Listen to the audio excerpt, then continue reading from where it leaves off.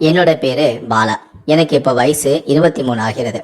என்னோட சொந்த ஊர் தென்காசியை அடுத்த அழகிய சுரண்டை என்ற கிராமம். ஆனால் என்னை படிக்க வைக்க மற்றும் அப்பா பிஸ்னஸ் செய்ய சென்னைக்கு குடும்பத்தை அழைத்து வந்து விட்டார். இப்போது எங்களுடைய கிராமத்தில் தாத்தா, பாட்டி, மாமா, சித்தப்பா மற்றும் பங்காளிகள் மட்டுமே இருக்கிறார்கள். எனக்கு காலேஜ் லீவ் விடும்போது அல்லது திருவிழா நேரங்களில் என்னுடைய கிராமத்திற்கு புறப்பட்டு சென்று விடுவேன். இப்பொழுது கல்லூரியில் செமஸ்டர் எக்ஸாம் முடிந்து கோடை விடுமுறை விட்டு இருந்தார்கள். எனக்கு அங்கு ஜாலியாக இருக்கணும் என்று தோன்றியது. ஆகையால் வீட்டில் பெற்றோரிடம் சொல்லிவிட்டு சுரண்டைக்கு கிளம்பி சென்றேன். அங்கு அழகிய மலைகள், வயல்கள், அருவிகள் என்று பச்சை பசேல் என்று இருக்கும். அதைவிட என்னோட காதலியான இந்து, சின்ன வயசிலிருந்து இப்போ வரைக்கும் என் மனதில் நீங்கா காதலுடன் இருக்கும் என்னோட காதலி. அவளை பல வருடங்கள் கழித்து சந்திக்கப் போகிறோம் என்ற ஆசையுடன் ஊருக்கு சென்றேன். கிட்டத்தட்ட 8 வருடங்கள் கழித்து மீண்டும் இப்போதுதான் ஊருக்கு வருகிறேன். அவளுக்கும் என் வயதுதான் என்பதால் கல்லூரி விடுமுறையில் இருப்பாள் என்று நினைத்து வந்தேன். ஊருக்கு வந்து இறங்கியதும் எல்லா சொந்த ஆட்களையும் தேடி சென்று பார்த்துவிட்டு கடைசியாக என் காதலியான யாமினியை பார்க்க ஓடிச் சென்றேன். அங்கு எனக்கு மிகப்பெரிய அதிர்ச்சி காத்திருந்தது. யாமினி அவளோட வீட்டில் இல்லை. அவளோட மாமா வீட்டில் திருமணமான ஒரு பெண் மாதிரி 3 வயதில் ஒரு குழந்தை வைத்து இருந்தாள். எனக்கு தூக்கி வாரி போட்டது. அவள் என்னை பார்த்தவுடன் அதிர்ச்சியில் உறைந்தும் போனாள். பாபாலா என்று உள்ளே அழைத்தாள். அவங்க வீட்டில் எல்லோரும் என்னிடம் நல்ல பேசினார்கள். பிறகு நான் கிளம்பும்போது இன்று மாலை 5 மணிக்கு ஆற்றங்கரை ஓரமாக வரும்படி சொல்லிவிட்டு நான் புறப்பட்டேன். அவளோட புருஷன் வயசு கொஞ்சம் அதிகமான படிக்காத ஆளு மாதிரி இருந்தான். பிறகு அவள் என்னை பார்க்க ஆற்றங்கரை ஓரமாக புறப்பட்டு வந்தாள். ஆனால் நான் அப்போது பார்த்ததை விட இப்போ செம கும்முன்னு நாட்டுக்கட்ட மாதிரி வளைந்து நெளிந்த உடம்புடன் தோற்றத்துடன் செம சூப்பராக செக்ஸியாக இருந்தாள். எனக்கு ரொம்ப பிடித்திருந்தது. ஆனால் அவள் மேல் கோபம் இருப்பது போல நின்று கொண்டிருந்தேன். டேய், எப்படிடா இருக்க என்று என்னிடம் பேச ஆரம்பித்தாள். ஏய், என்னடி, உன்னை பார்க்க ரொம்ப ஆசையா ஆர்வமாக வந்தேன். ஆனால் நீ என்னன்னா கல்யாணம் பண்ணிட்டு வந்து குழந்தையோட நிற்கிற என்று நான் கேட்டேன். இல்லடா பாலா, என்னோட அப்பா உடம்பு முடியாமல் இறந்து போயிட்டாரு. பிறகு எங்கள் வீட்டு கடன்கள் எல்லாம் என்னோட மாமா தான் அடைச்சிட்டு என்னையும் கல்யாணம் பண்ணிக்கிட்டாரு.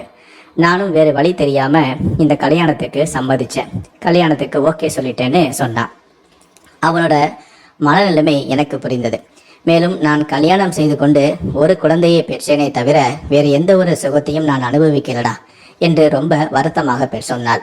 நீ காலேஜெல்லாம் ஜாலியாக படிக்கிற, நான் இங்கே ஒன்றுமே படிக்காமல் வீணா போயிட்டேன்டா என்று அளவும் ஆரம்பித்தாள். ஏ யாமினி, அலாதடி செல்லம் என்று சொல்லி நான் கையை பிடித்து இழுத்தேன். அவள் என் நெஞ்சில் சாய்ந்தும் விட்டாள். அவள் திடீரென என் மீது சாய்ந்ததும் எனக்குள் ஏதோ செய்தது. நானும் அவளை இறுக்கமாக அணைத்து கொள்ள அவள் திடீரென என்னை விட்டு விலகி நின்றாள். சரிடா, நான் கிளம்புறேன், யாராவது பார்த்தா தப்பாயிடும் என்றாள். மேலும் நம்ம இனிமே பேசிக்க வேண்டாம் என்றும் சொன்னாள்.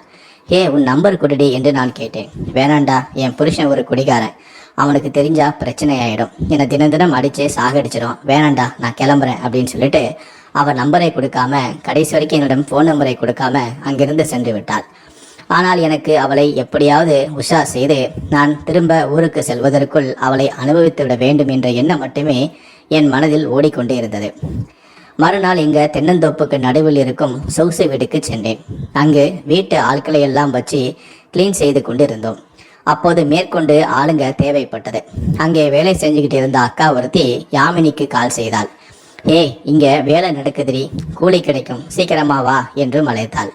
யாமினியும் எங்களோட சொகுசு வீடு என்று தெரியாமல் புறப்பட்டு வந்தாள். ஊருக்கு ஒதுக்குப்புறமாக இருந்ததால் நல்ல சௌகரியமாகவும் இருந்தது. பிறகு அந்த அக்காவோட ஃபோனை வாங்கி யாமினியோடைய நம்பரை நான் எடுத்துக்கிட்டேன். அவள் கொஞ்சம் நேரத்தில் வீட்டுக்கு வந்து என்னை பார்த்து அதிர்ச்சியாக நின்றாள். பின்பு வீட்டு வேலைகளை செய்யவும் ஆரம்பித்தாள். நான் அவளிடம் பழைய மாதிரி கிண்டல் மற்றும் நக்கல் அடித்து கொண்டு ஜாலியாக பேசிட்டு இருந்தேன். அவள் கொஞ்சம் கொஞ்சமாக பழைய யாமினி மாதிரியே மாறிக்கொண்டிருந்தாள். ரூமை சுத்தம் செய்து கொண்டு இருக்கும்போது அவளுடைய முந்தானை விலகியது. அவளோட முகத்தில் வேர்வை வழிந்து கொண்டும் இருந்தது. எனக்குள் காமத்தி பற்றி கொண்டு இருந்தது. நானும் அவளை ரசித்து கொண்டு பார்த்து கொண்டிருந்தேன். நான் பார்ப்பதை பார்த்ததும் அவள் துணியை சரி செய்து கொள்ளாமல் அப்படியே விட்டு விட்டாள். அவள் அருகில் நடந்து செல்லும் போது அவளை உரசுவது, அவளை தொடுவதென இப்படியே சேட்டையும் செய்து கொண்டிருந்தேன். அவளும் என்னிடம் இது போன்ற உணர்வுகளை ரசித்து கொண்டிருந்தாள். கடைசியாக மாலை வீட்டு வேலைகளை முடிச்சிட்டு புறப்படும் போது இவளுக்கு மட்டுமே தனியாக அழைத்து அதிகமாக கொஞ்சம் பணமும் கொடுத்தேன். அவள் வேண்டாம் என்று சொல்லாமல் வாங்கி தன்னுடைய பிளவுஸ் உள்ளே சொருகி கொண்டாள். நாளைக்கும் வேலை இருக்கு, எல்லோரும் வந்துடுங்க என்று சொன்னேன். ஆனால் பக்கத்து ஊரில் திருவிழா இருக்கிறது என்று யாரும் வர முடியாது என்று சொல்லிவிட்டார்கள். ஆனால் யாமினி மட்டும் வேலைக்கு வருவதாக கண் காட்டினாள். அன்று இரவு அவளுக்கு நான் ஃபோன் செய்தேன்.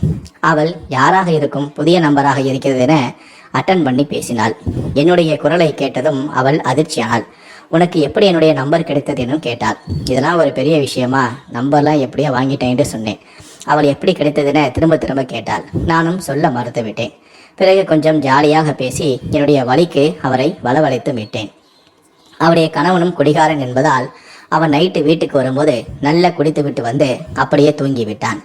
இவள் என்னுடன் சாட் செய்ய ஆரம்பித்தாள். நானும் அவளும் ரொம்ப நேரமாக பேசிக் கொண்டிருந்தோம். நைட்டு 1 மணி வரைக்கும் நாங்கள் சேட் செய்து கொண்டிருந்தோம். அதன் பிறகு நாங்கள் அந்த மாதிரியெல்லாம் பேசிக்கொள்ளவும் ஆரம்பித்தோம். அவளும் அதற்கு எனக்கு ஒத்துழைப்பு கொடுத்தாள். மாறி மாறி நாங்கள் சேட் செய்து கொண்டிருந்தோம். கண்டிப்பாக நாளைக்கு மீட் பண்ணும்போது இவளை நாம் ஈஸியாக அனுபவித்து விடலாம் என எனக்குள் ஆசையும் வந்துவிட்டது.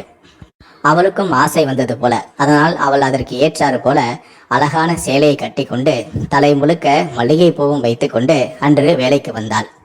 அந்த பண்ணை வீட்டில் நாங்கள் 2 பேர் மட்டுமே தனியாக இருந்தோம். அவள் ரூம் உள்ளே வேலை செய்ய சென்றபோது அவளை பின் வழியாக வந்து நான் தூக்கி வேறு ஒரு பெட்ரூம் உள்ளே வேலை செய்ய அவளை அழைத்துச் சென்றேன். அவள் வெக்கத்தில் முகத்தை மூடிக்கொண்டாள். கட்டில் மேலே அவளை தூக்கி போட்டேன். அவள் உருண்டு சென்று முகத்தை மறைத்து கொண்டாள். பிறகு அப்படியே அவளோட முந்தானையை உருவி விட்டேன். அப்போது அவளை நான் கட்டி பிடித்து அவள் உடல் முழுவதும் முத்தம் கொடுத்தேன்.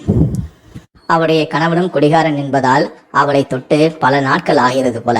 அதனால் என்னிடம் அவள் சீக்கிரமாகவே வலிக்கு வந்து விட்டாள். அதன் பிறகு அந்த பண்ணை வீட்டில் வைத்து நானும் அவளும் சாயந்தரம் வரை மாறி மாறி பல முறை உல்லாசமாக இருந்தோம். எனக்கும் நாம் நினைத்ததை சாதித்து விட்டேன் என்ற மன திருப்தியும் இருந்தது. அதே சமயம் இன்னும் நாம் திரும்ப மெட்ராஸுக்கு செல்ல இன்னும் 2 மாதங்கள் இருக்கிறதே, இவளை தினமும் இப்படியே அனுபவிக்க வேண்டும் என்ற ஆசையும் எனக்கு ஏற்பட்டது. அதன் பிறகு நான் அவளிடம் சொன்னேன், நீ தினமும் வேலைக்கு செல்வதாக கூறிவிட்டு வா, என்னுடைய பண்ணை வீட்டுக்கு வந்துவிடு. நானும் நீயும் தினமும் உல்லாசமாக இருப்போம். நீ வேலைக்கு சென்றால் உனக்கு எவ்வளவு கூலி கிடைக்குமோ அதை நான் உனக்கு தந்து விடுகிறேன்.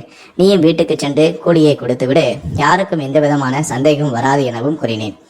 அவளும் தன்னுடைய கணவன் குடிகாரன் என்பதால் இதற்கு ஒப்புக்கொண்டாள். அவளுக்கும் பல நாட்களாக உடல் தேவை இருந்ததால் நான் மீண்டும் சென்னைக்கு போகும் வரை என்னுடன் அவள் சந்தோஷத்தை அனுபவித்துக் கொள்ளலாம் என அவளும் முடிவு செய்துவிட்டாள். அதன் பிறகு தினமும் அவள் வேலைக்கு வருவது போல கூறிவிட்டு என்னுடைய வீட்டிற்கு வந்து விடுவாள். நானும் அவளும் சாயந்தரம் வரை உல்லாசம் அனுபவித்துக் கொண்டு இருப்போம். இப்படியே நாட்கள் செல்ல செல்ல அவளை விட்டு பிரிய எனக்கு மனமும் வரவில்லை. இது என் ஆயுள் முழுவதும் எனக்கு தேவைப்பட்டது. அவளோடு தினமும் உல்லாசமாக இருக்கவும் விரும்பினேன். அவளுக்கும் என்னுடன் உல்லாசமாக இருக்க வேண்டும் என தோன்றியது. காரணம், அவளுடைய கணவனோ குடிகாரன், வயதும் அதிகம், படிக்காதவன். அதனால் அவளுடைய முன்னாள் காதலன் என்னுடன் அவளும் வாழ முடிவு செய்தாள். அப்போதுதான் அவளிடம் சொன்னேன், நீ பேசாமல் என்னுடன் சென்னைக்கு வந்துவிடு. நான் உனக்கு அங்கு ஒரு வீடு எடுத்து தருகிறேன், வேலையும் வாங்கி தருகிறேன். தினமும் நீ வேலைக்கு சென்று விடு. இரவு நாம் இதுபோல தினமும் சந்தோஷமாக இருக்கலாம் எனவும் கூறினேன். அதற்கு அவளோ, எப்படி வர முடியும், எனக்கு குழந்தைகள், கணவன்லாம் இருக்கிறாரே, என்ன பதில் சொல்லிவிட்டு வருவது என்று அவள் கேட்டாள். என் கணவன் இல்லை என்றால் எனக்கு எந்த விதமான பிரச்சனையும் இல்லை, நானும் வந்து விடுவேன் எனவும் கூறினாள். அப்போதுதான் நானும் இவளும் ஒரு யோசனை செய்தோம். இதற்கு இடையராக இருக்கக்கூடிய கணவனை கொலை செய்து விட்டால் என்ன என எனக்கு தோன்றியது. நான் என்னுடைய விருப்பத்தை அவளிடம் சொன்னேன்.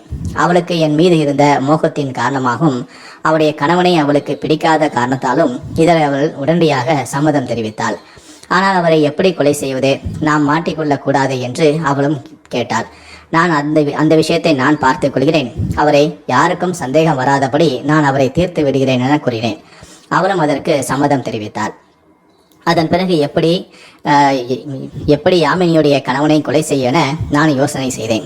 அப்போதுதான் எங்களுடைய கிராமத்தில் அனைவரும் ஒரு குறிப்பிட்ட இடத்தில் வந்து குப்பையை கொட்டுவதை நான் கவனித்தேன். சில நேரங்களில் அங்கு யாராவது வந்து அந்த குப்பைகளை எரிப்பதையும் நான் கவனித்தேன். அப்படி குப்பைகள் எரியும் போது அந்த பகுதியாக செல்பவர்கள் யாரும் அதை கண்டுக்கவும் மாட்டார்கள். இதை நான் எனக்கு சாதகமாக பயன்படுத்தி கொள்ள முடிவு செய்தேன். அதாவது யாமினியுடைய கணவனை எப்படியாவது கொலை செய்து அவருடைய உடலை எடுத்து வந்து குப்பையோடு குப்பையாக சேர்த்து அவரை எரித்துவிட வேண்டும் என நான் முடிவு செய்தேன். இதற்காக என் கிராமத்தை சேர்ந்த என்னுடைய பழைய நண்பனிடம் இந்த விஷயத்தை சொல்லி என் காதலுக்கு உதவுமாறும் நான் கூறினேன். ஆரம்பத்தில் அவன் மறுத்தான். ஆனால் நானும் யாமினியும் சிறு வயதிலிருந்தே உயிருக்குயிராக காதலிக்கிறோம். அவருடைய குடும்ப சூழ்நிலையின் காரணமாக தான் அவள் இப்படி அவன் மாமாவை திருமணம் செய்து கொண்டு தன்னுடைய வாழ்க்கையை அவள் தொலைத்து விட்டால் எங்களுடைய காதலுக்கு நீ எப்படியாவது உதவு என நானும் கூறினேன். அவனும் என்னுடைய சிறு வயது நண்பன் என்பதால் எங்களுடைய காதலுக்கு உதவ அவனும் சம்மதித்தான். அதன் பிறகு நான் இது குறித்து யாமினிடம் தெரிவித்தேன். என்னுடைய நண்பன் எனக்கு உதவுவதாக சொல்லிவிட்டான். வழக்கம் போல உன்னுடைய கணவன் குடித்துவிட்டு வந்து தூங்கிய பிறகு எனக்கு ஃபோன் செய், நான் உன்னுடைய வீட்டிற்கு வந்து உன் கணவனை கழுத்தை நிறுத்து நானும் என் நண்பனும் சேர்ந்து கொன்று விடுகிறோம் என கூறினேன். அவளும் அதே போல தன்னுடைய கணவன் மதுபோதையில் வந்து உறங்கிய பிறகு எங்களுக்கு ஃபோன் செய்து அழைத்தாள். நானும் என்னுடைய நண்பனும் அவருடைய வீட்டுக்கு சென்று எங்களின் திட்டத்தின்படி யாமினி அவருடைய கணவனின் கால்களை பிடித்துக்கொள்ள, என் நண்பன் அவருடைய 2 கைகளையும் பிடித்துக்கொள்ள, நான் அருகில் இருந்த ஒரு தலகணையை எடுத்து அவருடைய முகத்தில் வைத்து அழுத்தி அவரை துடிக்க துடிக்க மூச்சு முட்ட வைத்து அவரை நாங்கள் கொலையும் செய்தோம். அதன் பிறகு அவருடைய உடலை எரிக்க வேண்டும் என்பதற்காக என்னுடைய காரில் டிக்கியில் அவரை தூக்கி போட்டுக்கொண்டு நாங்கள் ஆள் நடமாட்டம் இல்லாத சமயத்தில் அந்த குப்பை கிடக்கும் இடத்திற்கு வந்து குப்பைகளை எல்லாம் அகற்றி இந்த குப்பைக்கு அடியில் இவருடைய உடலை வைத்து மேலே குப்பை எல்லாத்தையும் போட்டு தீ வைத்து கொளுத்துவிட்டு அங்கிருந்து நாங்கள் சென்று விட்டோம். நாங்கள் இந்த விஷயத்தை கச்சிதமாக முடித்துவிட்டோம், யாருக்கும் சந்தேகம் வராது என யாமினிடமும் தெரிவித்து விட்டோம். அதன் பிறகு மறுநாள் யாமினியை நீ உன் கணவனை காணவில்லை என்று போலீஸ் ஸ்டேஷனுக்கு சென்று கம்ப்ளைண்ட் பண்ணு என நான் கூறியிருந்தேன். எப்படியும் அவருடைய கணவனின் உடல் யாருக்கும் கிடைக்காது, கடைசி வரை அவரை தேடிக்கொண்டே இருப்பார்கள் என நானும் நினைத்தேன். அதே போல யாமினியும் மறுநாளே போலீஸ் ஸ்டேஷனுக்கு சென்று என்னுடைய கணவன் இரவு வீட்டுக்கு வரவில்லை, எப்போதும் வந்து விடுவார், இப்போது அவர் எங்கே இருக்கிறார் என்று தெரியவும் இல்லை, போனும் சுவிட்ச் ஆஃப் என வருகிறது என புகாரும் அளித்தார். அதன் பிறகு போலீசாரும் வழக்கு பதிவு செய்து யாமினுடைய கணவனை தேடும் பணியிலும் ஈடுபட்டனர். ஆனால் அப்போதுதான் எங்களுக்கு ஒரு மிகப்பெரிய அதிர்ச்சி காத்திருந்தது. அதாவது குப்பை கிடக்கும் இடத்தில் குப்பைகளை எரிப்பதற்காக அங்கு சில நபர்கள் வந்திருக்கிறார்கள். அவர்கள் குப்பையை எரிக்கும் சமயம் பார்த்து அங்கு ஒருவர் சடலம் கிடைப்பதை பார்த்து அதிர்ச்சியாகி உடனடியாக போலீசாருக்கு இந்த தகவலை தெரிவித்தார்கள். நான் நேற்று குப்பையோடு குப்பையாக வைத்து யாமினியோட கணவனை எரித்துவிட்டு வந்துவிட்டோம். ஆனால் அவருடைய உடல் முழுமையாக எரிந்ததா இல்லையா என நாங்கள் அங்கு இருந்து வேடிக்கை பார்த்துவிட்டு வரவில்லை. பயத்தின் காரணமாக யாராவது நம்மளை பார்த்து விடுவார்களா என பயந்து போய் நாங்கள் அங்கிருந்து வந்துவிட்டோம். ஆனால் யாமினியுடைய கணவனின் உடலானது முழுவதும் எரியவில்லை, அறையும் குறையுமாக எரிந்திருந்தது. இதனால் அந்த பகுதியை சேர்ந்த மக்கள் உடனடியாக போலீசாருக்கு தகவல் கொடுக்க போலீசாரும் உடனடியாக சம்பவ இடத்திற்கு வந்து அந்த இறந்து கிடந்த நபரின் உடலை கைப்பற்றி பிரேத பரிசோதனைக்காக மருத்துவமனைக்கு அனுப்பி வைத்தனர். அதன் பிறகு இறந்து போனது ஒரு ஆண் என்பதையும் தெரிந்து யாராவது காணாமல் போனதாக புகார் வந்துள்ளதா எனவும் போலீசார் விசாரணை செய்ய யாமினி சில நேரத்திற்கு முன்புதான் தன்னுடைய கணவனை காணவில்லை என புகார் அளித்திருந்தார். அதன் பிறகு யாமினியை அழைத்து இது உங்களுடைய கணவனா என்று உறுதி செய்ய அழைத்தார்கள். அதே போல யாமினியும் சென்று இறந்து போன அவரின் உடலை பார்த்து இது என்னுடைய கணவன் தான் என உறுதி செய்துவிட்டு வந்தாள். தன்னுடைய கணவனின் உடல் கிடைத்ததுமே யாமினிக்கு பயம் அதிகமாகிவிட்டது. நான் யாமினிடம் சொல்லியிருந்தேன், உன் கணவனை கொன்று அவருடைய பாடி கூட கிடைக்காத வகையில் நான் செய்து விடுவேன், நீ பயப்படாதே என்று சொல்லியிருந்தேன். ஆனால் இப்போது பாடி போலீசாருக்கு கிடைத்ததால் யாமினி பயந்து போய்விட்டாள். அதன் பிறகு போலீசார் யாமினியிடம் கிடைக்கப்படி விசாரணை மேற்கொள்ள அவளும் முன்னுக்கு பின் முரணாக பதில் கூறினார். இதனால் போலீசாருக்கு யாமினியின் மீதே சந்தேகம் ஏற்பட அவருடைய செல்போன் நம்பரை கைப்பற்றி போலீசார் ஆய்வு செய்தனர். அதில் தான் யாமினி இரவு 1 மணி வரையும் சில நேரங்களில் 2 மணி வரையும் என்னுடன் அடிக்கடி பேசி சேட் செய்தது என அனைத்தையும் போலீசார் கண்டுபிடித்து விட்டனர். அதன் பிறகு போலீசார் தங்களுடைய பாணியில் யாமினிடம் கிடைக்கப்படி விசாரணை மேற்கொள்ள ஏற்கனவே பயந்து போன யாமினி போலீசாருடைய கிடைக்கப்படி விசாரணையில் மேலும் பயந்து போய் அனைத்து உண்மைகளையும் ஒப்புக்கொண்டாள். எனக்கும் என்னுடைய முன்னாள் காதலனுக்கும் மீண்டும் பழக்கம் ஏற்பட்டது. அது எங்களுக்குள் தகாத உறவாக மாறியது. அதன் பிறகு நாங்கள் இருவரும் சென்னைக்கு சென்று வாழ முடிவு செய்தோம். ஆனால் அதற்கு என்னுடைய கணவன் கண்டிப்பாக இடையூறாக இருப்பார் என்று எனக்கு தெரியும். அதனால் தான் அவருக்கு எங்களுடைய தகாத உறவு தெரிவதற்கு முன்பே அவரை கொலை செய்துவிட்டு நான் சென்னைக்கு சென்று என் காதலுடன் வாழலாம் என திட்டமிட்டிருந்தேன். அதற்காக தான் நானும் என்னுடைய காதலனும் அவருடைய நண்பரும் சேர்ந்து என் கணவனை மூச்சு முட்ட வைத்து கொலை செய்து குப்பைமேட்டில் வந்து எரித்தோம். ஆனால் அவருடைய உடல் முழுவதுமாக எரியவில்லை. அதனால் நாங்கள் போலீசாரிடம் மாட்டி விட்டோம் என அவள் பரபரப்பான வாக்குமூலம் அளித்தாள். இதை கேட்ட போலீசாரும் ஊர் மக்களும் அதிர்ச்சி அடைந்தனர். அதன் பிறகு அவருடைய காதலனான என்னையும் பாலாவான என்னையும் போலீசார் கைது செய்தனர். அதன் பிறகு என்னிடம் விசாரித்து அந்த நண்பர் யார் என்பதையும் தெரிந்து கொண்டு என்னுடைய நண்பரையும் போலீசார் கைது செய்தனர். அதன் பிறகு எங்கள் மூவர் மீதும் கொலை வழக்கு பதிவு செய்து நீதிமன்றத்தில் ஆஜர்படுத்தி தற்போது எங்கள் மூவரையும் சிறையில் அடைத்து விட்டனர். கல்லூரியின் விடுமுறைக்காக ஊருக்கு வந்த நான் என்னுடைய முன்னாள் காதலியை பார்த்து அவள் மீது ஆசை வந்து அவளோடு அவளை சென்னைக்கு அழைத்து சென்று தினமும் அனுபவிக்க ஆசைப்பட்டதால் தற்போது நான் சிறையில் கம்பி எண்ணி கொண்டிருக்கின்றேன். என்னுடைய வாழ்க்கையில் இனி நான் செய்த மிகப்பெரிய தவறு இதுதான். இனி என் ஆயுள் முழுவதும் நான் சிறையில் கம்பிதான் எண்ணப் போகிறேன். இந்த தவறை